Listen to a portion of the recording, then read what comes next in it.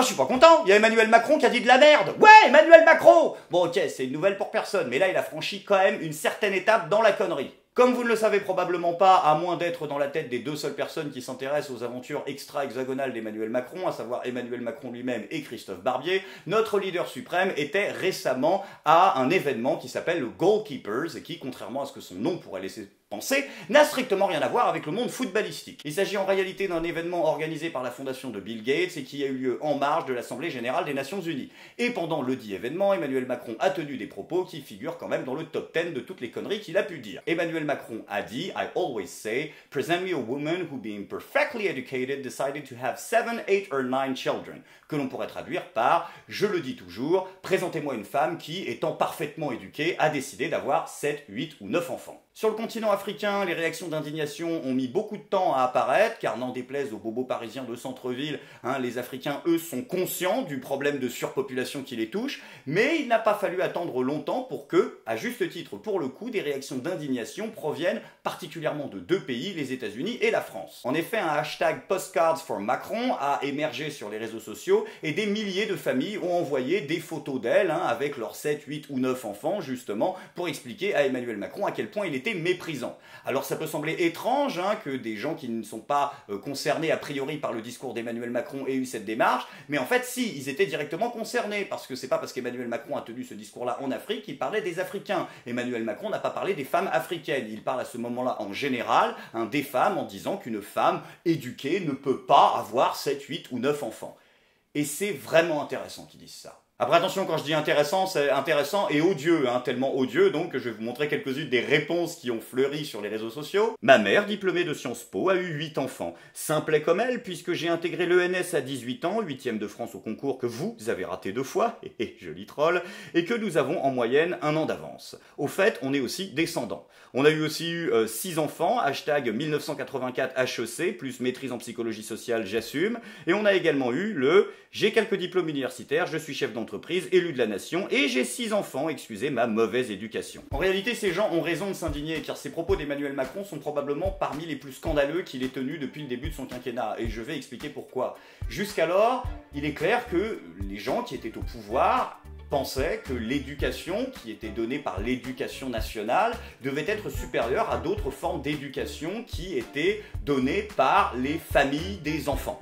Par exemple, Najat Vallaud-Belkacem et Vincent Peillon défendaient une vision de l'éducation transmise par l'éducation nationale extrêmement orientée politiquement et considéraient que leur vision était supérieure à d'autres visions plus traditionnalistes ou conservatrices. Parce qu'il ne faut pas se leurrer, ce que critique Macron là, c'est le conservatisme et le traditionnalisme, car quand on est en France et qu'on a décidé d'avoir 7, 8 ou 9 enfants, avec les moyens de contraception qu'on a aujourd'hui, c'est qu'en général, on a choisi de les avoir, ces 8 ou 9 enfants. Et quand souvent, ce sont des familles qui refusent d'utiliser des moyens de contraception. Et bien évidemment, il n'y a que dans la tête de Marlène Schiappa que les cathos baissent pas. Donc au final, quand tu refuses d'avoir des moyens de contraception, il finit irrémédiablement par se passer des trucs, quoi. Sauf que là où les anciens hommes et femmes politiques qui nous gouvernaient considéraient que leur vision de l'éducation était supérieure à d'autres formes d'éducation, Emmanuel Macron franchit un pas et exclut ces gens de l'éducation. Il dit qu'ils ne sont pas éduqués. Et là, c'est dramatique. Depuis le début de son quinquennat, Emmanuel Macron passe son temps à redéfinir des concepts systématiquement dans un seul but, en exclure les gens qui ne partagent pas son logiciel libéral. Il a ainsi redéfini tour à tour les notions de nation, les notions de langue, les notions de racisme, les notions de littérature, d'art et de culture française, et maintenant il redéfinit la notion d'éducation. Et c'est là où c'est véritablement un scandale. Quand vous rencontrez quelqu'un dans la rue, vous lui dites pas « Alors, dis-moi, t'es éduqué ?» Ben non, tu lui dis « Quelle éducation as-tu reçue ?» Une éducation de gauche, de droite, marxiste, catholique, libérale, conservatrice, c'est pas la question, mais ce sont des formes d'éducation. Et Emmanuel Macron considère que ce n'est même pas des formes d'éducation. Ces gens ne sont pas parfaitement éduqués. Pour être parfaitement éduqué, c'est-à-dire d'un point de vue objectif et englobant, il faut adhérer à sa vision du monde. Une fois de plus, Emmanuel Macron se prend pour Dieu, et tel Jésus en son temps, il redéfinit des notions qui semblaient pourtant élémentaires à tout le monde. Sauf que là, c'est pour nous amener droit dans le mur. Comment ça, c'est du plagiat? Qu'est-ce que tu racontes? Je dis Emmanuel Macron, il se prend pour Dieu, c'est pas du plagiat, donc c'est quelqu'un l'a dit avant. Non mais putain, arrêtez avec ça aussi, c'est pas parce que je dis un truc et que quelqu'un l'a dit avant, je veux dire que j'ai plagié, hein, allô, monde des idées, hashtag Platon is in the place, je veux dire, les idées, on peut se les partager, c'est pas un gâteau tu vois, dont il y a un certain nombre de parts définies, quoi. Bon, allez, alors, j'ai piqué, j'ai plagié à qui? Vas-y, à qui j'ai plagié? Marlène Schiappa? Ah non, non, je sais pas ce qu'elle a dit, mais moi, je ne plagie rien à Marlène Schiappa. Donc déjà, commence par me parler poliment, et ensuite ferme ta gueule. Schiappa trouve le président christique.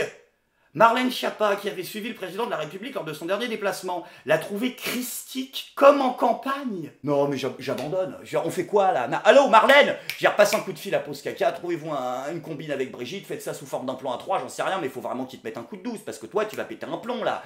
C'est pas possible. Emmanuel Macron, christique, non, il se prend pour, mais dans les faits, ça marche pas. Ah bah non, ça marche pas, Marlène, parce que Jésus, quand il va voir les brigands et qu'il leur dit hop, hop, hop, là, on arrête les conneries, ils arrêtent les conneries. Emmanuel Macron, ah bah non, ça marche moins. Parce que là, le jeune, là, vous vous souvenez, le jeune, ouais, à qui Pause Caca, il a dit, bon, maintenant, on arrête les braquages.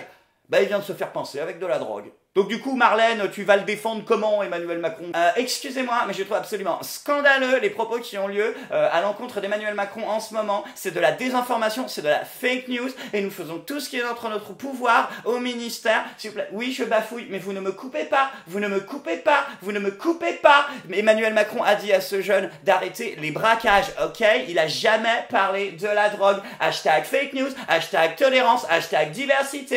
Alors oui, vous allez me dire d'un autre côté, c'est de la drogue, c'est peut-être pour sa consommation personnelle, même très probablement, visiblement, parce qu'il n'a pas été inculpé pour une histoire de trafic. Donc bon, voilà, au bout d'un moment, liberté individuelle, blabla, libertarisme, on fait ce qu'on veut. Oui, non mais si tu veux, mais n'empêche que Macron, sur le papier, bah il l'a foiré, ça, Obi-Wan Kenobi. Je vends des bâtons de la mort, ça t'intéresse? Tu ne vends pas de bâtons de la mort. Je ne vends pas de bâtons de la mort. Tu vas rentrer chez toi et réfléchir à ton avenir. Je vais rentrer chez moi et réfléchir à mon avenir. Bah oui, du gland, parce que tu peux pas être à la fois Jésus, Jupiter et un Jedi. Après attention, je nie pas une partie des problèmes soulevés par les propos d'Emmanuel Macron. Il y a beaucoup de familles aussi en France qui font trop d'enfants par rapport à la capacité financière qu'elles ont à leur donner l'accès le plus favorable à une réussite individuelle et socio-professionnelle. C'est une évidence. Mais bon, il y a toujours des orientations possibles. Regarde, après la SECPA, quelle orientation choisir? Bah là, ils ont l'air heureux. Regarde, Ali, Bilal, Catherine, Chiasse, Chiasse? Chiasse? Vous avez appelé votre enfant Chiasse? Non mais je retire, les gens n'en ont plus rien à foutre en fait. Bah ils pondent. Tiens, merde, chiasse, ça sort du cul. Allez, zou par là. Allez chérie, on attaque le prochain. Après là encore, attention, hein, je sais pas, c'est peut-être un prénom, hein, vu qu'il floute les visages, hein, qui reflète une diversité culturelle, une culture que je ne connais pas, je ne peux pas stigmatiser. Hein, attention, je ne me moque ni des cultures ni des accents. Hein, Jean-Luc Mélenchon? Mélenchon, comme vous disiez sur la 3 il y a quelques mois, quand vous pointiez les déboires judiciaires de Fillon et de Le Pen, que c'était une décadence de la République. Hein? Parce que... Et alors, qu'est-ce que ça veut dire? Non, mais... Qu'est-ce que ça veut dire? C'est quoi votre question, madame? Non mais ils ont pété la machine. Elle marche plus quoi. L'autre avec toutes ses perquises, la machine marche plus quoi. L'hologramme, il est pété. Donc, hein? Ah si, c'est un hologramme, Jean-Luc Mélenchon. Moi je suis persuadé que c'est un hologramme. C'est la seule explication. Mais pourquoi tu crois qu'il passe la matinée à se filmer dans son appart là pendant la perquise? Ah, me touchez pas, me touchez pas, me touchez. Si les gens le touchent, ils voient que c'est truqué. Donc l'autre il veut sauver la boutique. Ben oui, c'est une évidence. Hein? Quand il s'énerve sur la porte, elle bouge. Ouais, mais c'est la télé aussi, tu sais. Non, c'est Sylvain Mirouf. Je l'ai vu le tour chez Sébastien. Si, il y a un nain dans une boîte, il est planqué en dessous. Tu le vois pas, il est hors champ. C'est lui qui secoue le truc, j'en suis sûr. Du coup, j'ai une petite question à te poser au passage, Mélenchon. Si en face, ça avait pas été la nana du sud de la France, mais que ça avait été, je sais pas moi, le mec de Radio Bénin, tu sais, qui déboule et qui... Monsieur Mélenchon, il y a un problème avec le pays, non? Le pays est gâté, non? Il faut aller zouker un peu les marchés financiers, quoi. Les gens veulent manger, quoi. Ils n'ont plus à manger, c'est grave, ça. Tu aurais fait le... c'est marrant, dire un sketch de Dieudonné? Pas sûr, hein. C'est marrant, hein, chaque fois que tu t'en prends, tu te moques, c'est toujours une certaine culture, une certaine langue, une certaine... Après attention, il y a du courage dans la lâcheté, hein, il se moque de tous les aspects de cette culture. Ses accents, sa religion, tout y passe, mais c'est toujours... Sauf que bien évidemment, la réaction de la République En Marche ne s'est pas fait attendre et ils ont proposé un projet de loi pour lutter contre la... Glottophobie. Inutile de vous dire à quel point ce terme complètement débile, en dépit du fait qu'il ait été soutenu par d'éminents sociologues de Combini pendant une semaine, a fait marrer Internet entier. Sauf que, bien évidemment, c'était à raison, puisque La République En Marche nous l'apprend. En fait, c'était une blague. Ouais, c'était un faux projet de loi. MDR, franchement, putain de fan. Le monde est en PLS de rire. Putain, voilà, JPP, sa mère.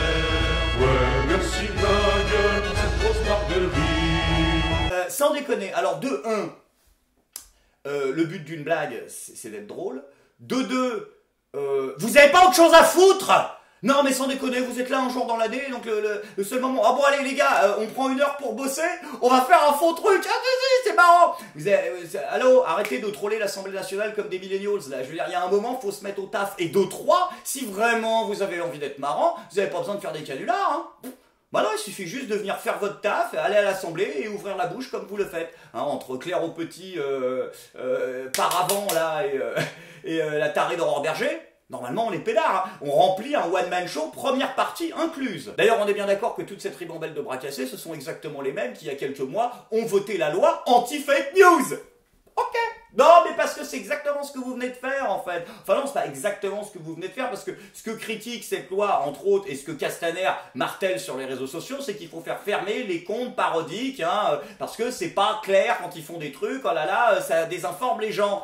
Non mais ouais, alors la différence c'est que quand tu vas sur le Gorafi, à moins d'avoir 25 de QI, tu comprends que c'est une parodie. Là, votre truc, au vu du degré moyen de conneries que vous vous trimballez aux fesses depuis à peu près 1 an, ah ben c'était totalement crédible, hein. Heureusement que Marlène Schiappa a pas perdu de temps à lire votre paplard, sinon elle l'aurait défendu à la télé. Donc en fait c'est quoi le principe? Je veux dire, vous avez déjà l'immunité fiscale, hein, vous avez déjà l'immunité judiciaire, donc en plus vous voulez l'immunité humoristique. Mais allez cordialement vous faire foutre. En plus c'est vraiment con parce que moi j'y croyais que vous alliez lutter contre la glottophobie, c'est un vrai problème. La glottophobie, c'est le rejet de la glotte.